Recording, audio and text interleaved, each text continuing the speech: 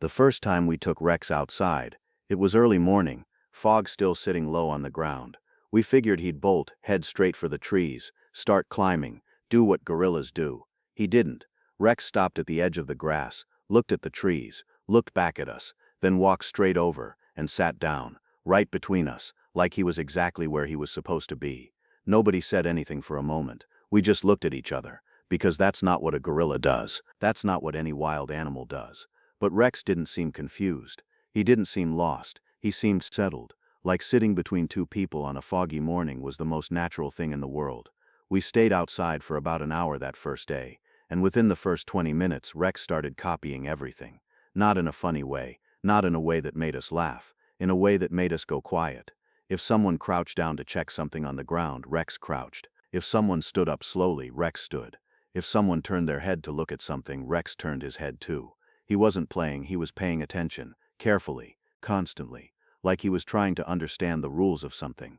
By the end of that first hour, we knew we weren't just dealing with a young gorilla who'd been raised around humans. We were dealing with a gorilla who genuinely didn't know he was one.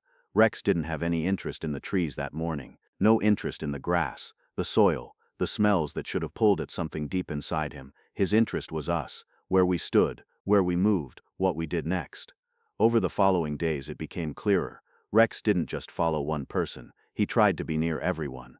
If a team member sat down to write notes, Rex came and sat beside them, not close enough to be a problem, just close enough to not be alone. If someone was carrying equipment from one side of the sanctuary to the other, Rex walked alongside them, matching their pace, glancing up occasionally, making sure the person was still there. He touched hands sometimes, not grabbing, not demanding attention, just a light touch, 2 fingers against a wrist, and then he'd look away, like he just needed to confirm something.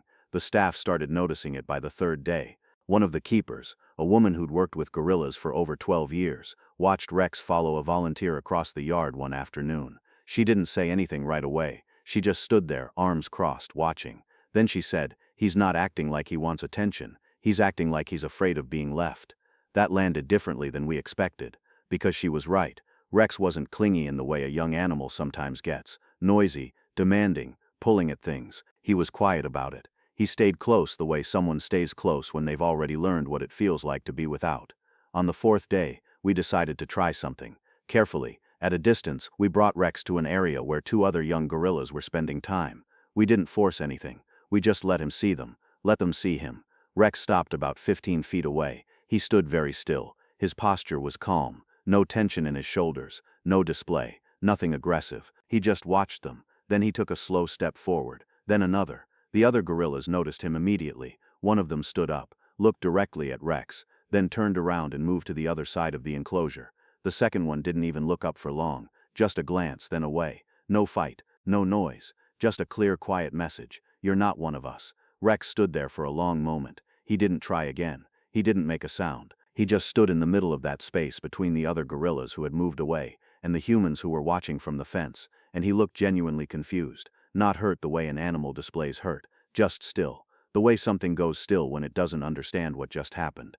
After a few minutes he turned around, walked back toward the fence, toward us, and sat down, same as the first morning, right beside us, like that was the answer, like we were the answer. That night when it was time to move Rex to his sleeping area, a large, comfortable space with everything a young gorilla needs, he refused to go. He sat at the doorway of the main building, planted. We tried calm redirection, familiar voices, a little food near the entrance to his space. Nothing moved him. He sat there, in the doorway, and looked at the room where the team usually gathered at the end of the day, not frantically, not loudly, just watching, waiting, like he was making sure no one disappeared while he wasn't looking. We let him stay a little longer that night. Nobody said it out loud, but we were all thinking the same thing. Rex wasn't just attached to people. Rex had no idea how to be anything else, and somewhere in that fact was a problem we didn't yet know how to solve. The days started having a shape to them. Rex's shape. He woke up before most of the staff arrived, and he'd wait, not pacing, not making noise,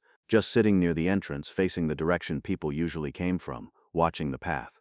The moment the first person walked through the gate, something in him visibly relaxed, shoulders down, breathing slower, like he'd been holding something in until that moment. By the second week, Rex had worked out the entire daily routine, not because anyone taught him, because he watched. He knew when feeding happened. He knew when the team took their morning walk through the grounds. He knew which staff member sat down first, which one moved around the most, which one usually stopped near the water station around midday. He organized himself around all of it. If the routine ran on time, Rex was calm, engaged, easy. If something changed, someone arrived late, a vehicle pulled in unexpectedly, a door closed that usually stayed open, Rex noticed immediately. He'd go still, watch the change, wait to see how the humans responded to it. Only once the humans seemed unbothered would Rex settle again. He wasn't reading the environment. He was reading us, using us as his guide for whether the world was safe. That's when it started feeling less like a quirk, and more like a dependency. A real one, not the kind that looks cute in short clips, the kind that has weight behind it. We tried again with the other gorillas that second week. Same careful approach, same neutral space, same distance. Rex walked in calm, posture low, movement slow, nothing that should have read as a threat. The group of young gorillas at the far end of the enclosure glanced at him. One of them made a short, low sound. Not aggressive, just communicating. Rex stopped, tilted his head slightly. He didn't understand what that sound meant. He didn't respond to it the way another gorilla would have. He just stood there waiting, the way he waited for humans to finish talking before he moved. The other gorillas exchanged a look, the way animals do, subtle and fast, and then simply moved away from him. No confrontation, just exclusion. Rex stood in the empty space they left behind, then turned and walked back to the gate where we were standing, sat down, touched the fence lightly with 2 fingers. After the third failed introduction, we brought in Dr. Sarah Okafor. She'd spent years working specifically on gorilla rehabilitation, animals that had been raised in captivity, or too close to humans, and needed to find their way back. She watched Rex for most of a morning without saying much, watched him follow a keeper across the yard, watched him avoid a patch of tall grass that a wild gorilla his age would have walked straight through without thinking, watched him sit near the staff building during the team's lunch break, facing the door, waiting. After a while she came and stood beside us. She didn't open with a clinical summary. She just said, "He's forgotten how to be uncomfortable, and in the wild discomfort is most of what keeps you alive." She paused. "He doesn't forage because he doesn't need to. He doesn't climb because the ground near people feels safer. He doesn't interact with the other gorillas because nothing in his experience has taught him that they're important." She looked at Rex, still sitting near the door, watching a staff member move around inside. "Every day he spends like this, the gap gets wider." We didn't say much after that, because we already knew what she was building toward, and we weren't ready to hear it yet. That afternoon, one of the younger volunteers, a college student doing a semester placement, sat outside on a low bench writing up her notes. Rex came over within a few minutes. He didn't ask for anything. He just sat beside her on the ground, close enough that his arm was almost touching her leg, and watched what she was doing. She kept writing. He watched the pen move. After a while he reached out, slowly, gently, and touched the edge of the notebook with one finger. She let him. He pulled his hand back, looked at the page, then looked up at her face, the way you look at someone when you're trying to understand what something means to them. She told us about it later that evening. She said it wasn't like being around an animal. She said it felt like sitting next to someone who was very quietly trying to figure out the world.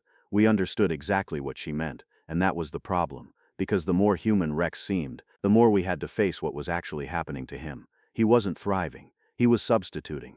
Every human interaction that felt warm and connected was replacing something he needed to learn. Every afternoon spent near the staff building was an afternoon not spent learning how to navigate his own species. Every time he turned away from the other gorillas and came back to us, we let him, because it was easier, because it felt like care. But Dr. Okafor had said something else before she left that day. She'd said it quietly, almost to herself. The kindest thing and the hardest thing are usually the same thing.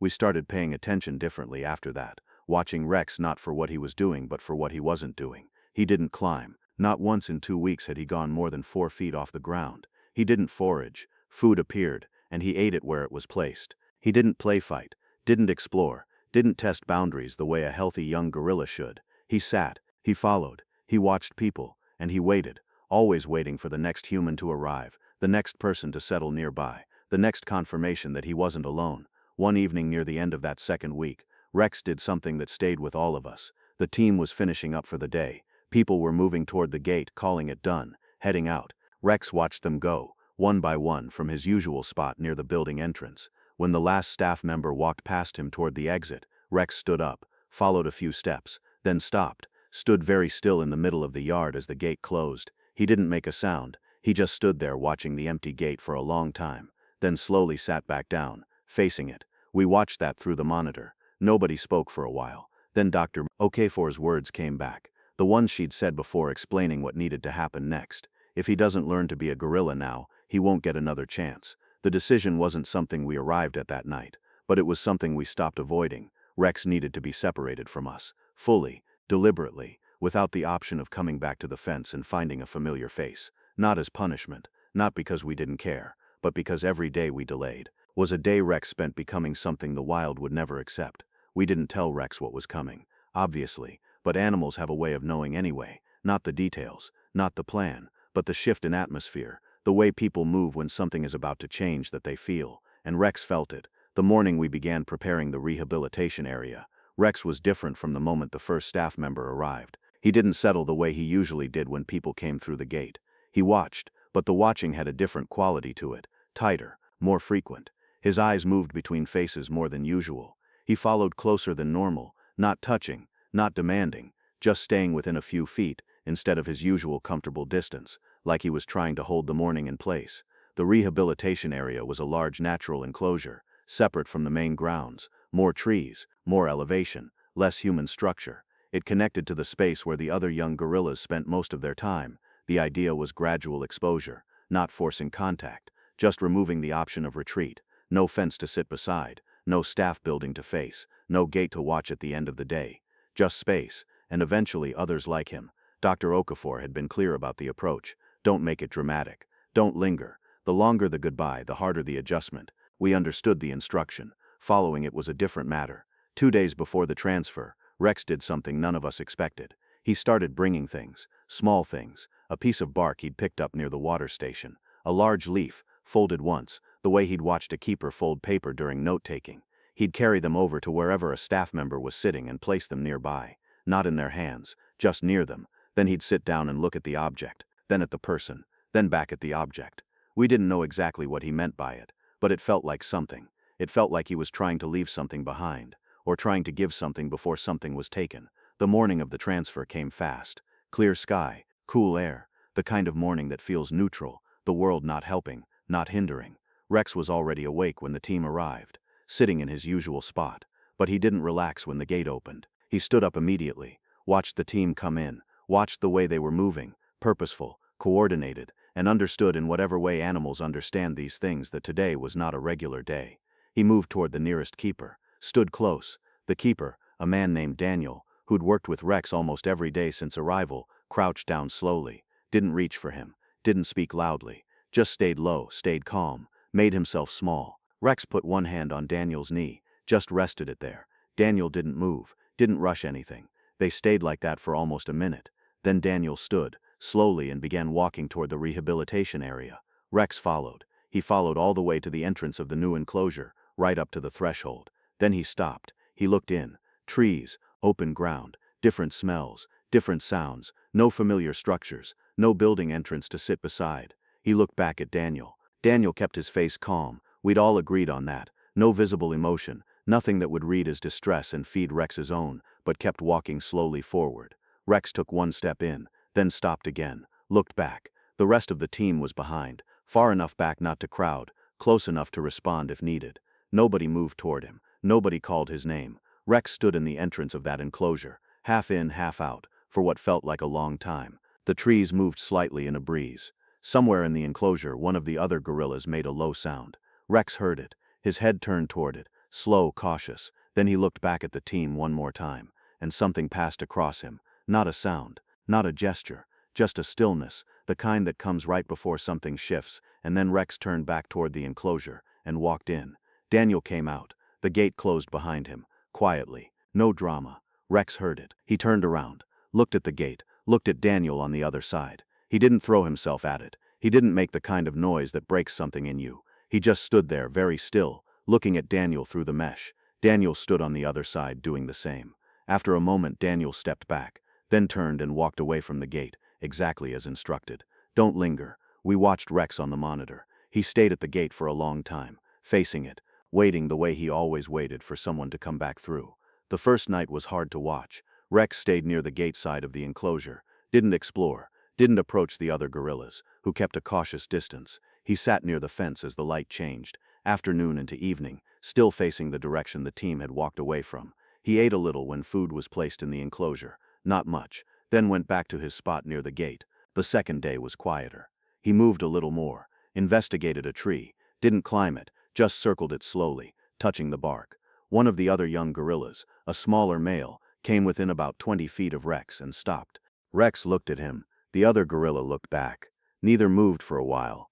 Then the smaller gorilla sat down. Rex watched him. Then Rex sat down too.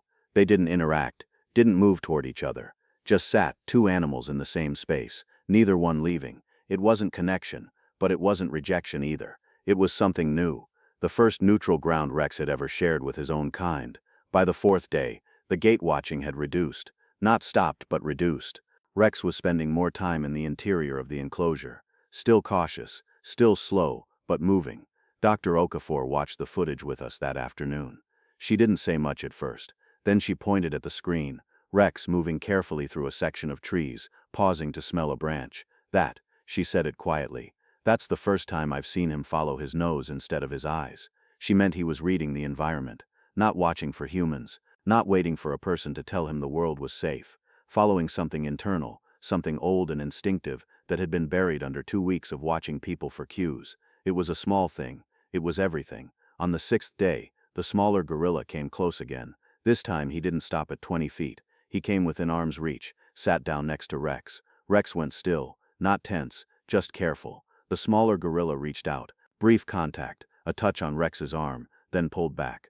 Rex didn't move away, didn't turn back toward the gate. He looked at the other gorilla for a long moment, then looked forward, and stayed. Weeks have a different feeling when you're watching something slowly come back to itself. Not dramatic, not sudden, just gradual, like watching a plant find the direction of light. You don't see it moving, but one morning you look, and it's facing somewhere different than before. That's how it was with Rex. The climbing started small. One morning, about 10 days into the rehabilitation period, the camera caught Rex standing at the base of a large tree near the center of the enclosure. He'd passed that tree every day, never done anything with it. This time he reached up, put both hands on the bark, tested his weight, then pulled himself up, just a few feet, and stopped, held there, looked around from that small new height. The world from 4 feet off the ground looked different than the world from the grass. He stayed up there for almost 3 minutes, then came back down, sat at the base of the tree, like he was thinking about what he'd just done. He went back to it the next day. A little higher. The day after, higher still. By the end of the second week in the rehabilitation enclosure, Rex was moving through the lower branches with the kind of ease that doesn't come from thinking about it. It comes from the body remembering something the mind had set aside.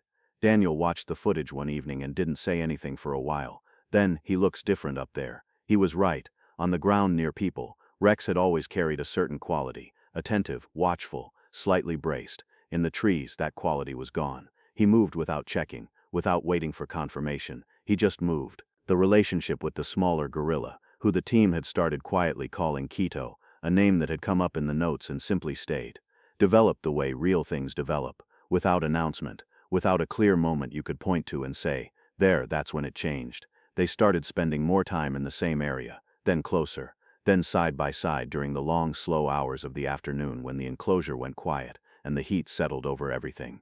They didn't interact constantly. Gorillas don't, but there was a comfort in the proximity that hadn't been there before, a choice, repeated daily to be near each other. Rex still had his particular stillness, that quality of attention that the team had first noticed in those early mornings when he'd wait for the gate to open. But now he aimed it differently. He watched Keto the way he used to watch people, carefully, learning. The foraging came next, not from instruction, not from watching staff demonstrate anything. Just one afternoon, Rex pushed aside a section of ground cover near a fallen log and found something underneath.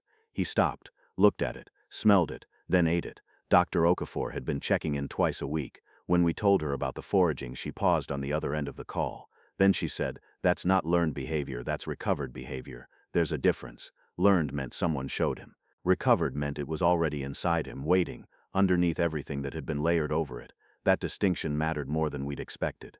There were still hard moments. We should say that clearly. This wasn't a straight line. Around the third week there was a day where something spooked Rex, a sound from outside the enclosure, a vehicle or equipment, and he immediately moved to the fence line nearest the main grounds, stood there, facing the direction of the staff building he hadn't seen in weeks. He stayed there for almost 2 hours, not distressed in a visible way, just present at that fence, remembering something, wanting something. We watched it on the monitor, and nobody made it into more than it was. Animals carry things. So do people. The question is never whether the past is there. The question is whether it's the only thing that's there. By late afternoon, Rex had moved back into the enclosure interior. Back to the trees. Back to Quito, who was sitting in a patch of shade, doing absolutely nothing in the peaceful way that gorillas do nothing. Completely, contentedly, without apology. Rex sat near him, and the fence became just a fence again. A month after the transfer, Dr. Okafor came in person. She walked the perimeter of the rehabilitation enclosure in the early morning when Rex was most active and watched without a clipboard, without notes. Just watched. Rex moved through the space with an ease that would have been unrecognizable to anyone who'd only known him in those first 2 weeks. He climbed without hesitating. He foraged without looking up for reassurance. When Quito moved, Rex tracked him, the way members of a group track each other. A loose awareness, an easy attention, not anxious, just connected. Dr. Okafor came back to where we were standing. She watched for another minute, then said, "He's not performing anymore." We asked what she meant. When animals are raised too close to humans, they perform. They've learned that human attention comes from certain behaviors, so they repeat those behaviors. What he's doing now. She nodded toward Rex, who had just dropped from a branch and landed in a low crouch, easy and clean. That's not for anyone. That's just him. The visit happened 6 weeks after the transfer. We want to be careful about how we describe this, because it would be easy to make it into something it wasn't. It wasn't a reunion scene. It wasn't designed to be emotional. The reason for the visit was practical. Dr. Okafor wanted to observe Rex's response to familiar human presence after a period of separation, to see whether the attachment had reduced, whether he could encounter people he knew without immediately reverting to the old patterns. We went in the morning, small group, 3 people, including Daniel. We didn't go to the fence line. We went through a side access point into a neutral observation area adjacent to the enclosure, visible to Rex but not entering his space. It took him about 4 minutes to notice. He was up in the mid-level branches, moving unbothered, when something made him stop. He looked down, scanned the observation area, found us, and went completely still, the kind of still that means recognition, not alarm, not excitement, just, "I know those." He came down from the tree slowly, crossed the enclosure floor toward the mesh separating his space from the observation area, stopped about 6 feet from the barrier, looked at Daniel. Daniel crouched down, same as he always had, and stayed quiet. Rex came to within 2 feet of the mesh, close enough that we could see his face clearly. He looked at Daniel for a long time, then he looked at the others, briefly acknowledging, then back to Daniel. He reached out slowly and touched the mesh with 2 fingers, the same gesture, the same light, deliberate touch he'd used in those early weeks, against wrists, against fences, against the edge of a notebook, to confirm that something was still there, still real. Daniel didn't move, didn't speak, just stayed low, stayed present. After a moment, Rex pulled his hand back, looked at Daniel once more, then turned around. He didn't stay, didn't sit down near the barrier and wait for the visit to extend. He walked back toward the interior of the enclosure, toward the trees, toward Quito, who was moving through a section of brush on the far side. He didn't look back. We stayed in the observation area for a while after that. Not because Rex came back, he didn't, just because none of us moved right away. There was something in that moment that took a little time to settle. Not sadness exactly, not the clean happiness of a simple ending either, something more honest than both of those. What Rex had done in those 6 weeks wasn't erase what he'd learned from people. That wasn't possible, and truthfully, it wasn't the goal. The gentleness he carried, the attentiveness, the way he moved through his world with a kind of quiet awareness, that wasn't something that needed to be removed. It was part of him, built in the same period that had also built the dependency, the confusion, the inability to read his own kind. You don't get to separate those things cleanly. You take what came and you work with what remains. What changed was the center of gravity. That's the only way to say it accurately. In those first weeks, Rex's center of gravity was us. Every decision where to sit, whether the world was safe, what to do with uncertainty ran through people first. Now it ran through him, through Quito, through the space he'd learned to inhabit as his own. We were still in there somewhere, that touch on the mesh said as much, but we weren't the anchor anymore. He was. Dr. Okafor sent a short note a few days after the visit. She didn't editorialize much. That wasn't her style. She said Rex's integration was progressing well beyond initial projections. She said Quito had become a consistent social partner. She said the climbing and foraging behaviors were now fully self-initiated. And at the end, almost as an afterthought, she added one line. He didn't lose what people gave him. He just found something to put it alongside. We think about Rex on ordinary mornings sometimes, early light, quiet grounds, the kind of morning where you almost expect to look down and find a young gorilla sitting beside you, settled, watchful, certain that this is exactly where he belongs. He's not there. He's somewhere with better trees, with Keto nearby, with the slow, full life of an animal who has found his own kind and chosen to stay. He didn't stop loving people. He just finally learned where he belongs.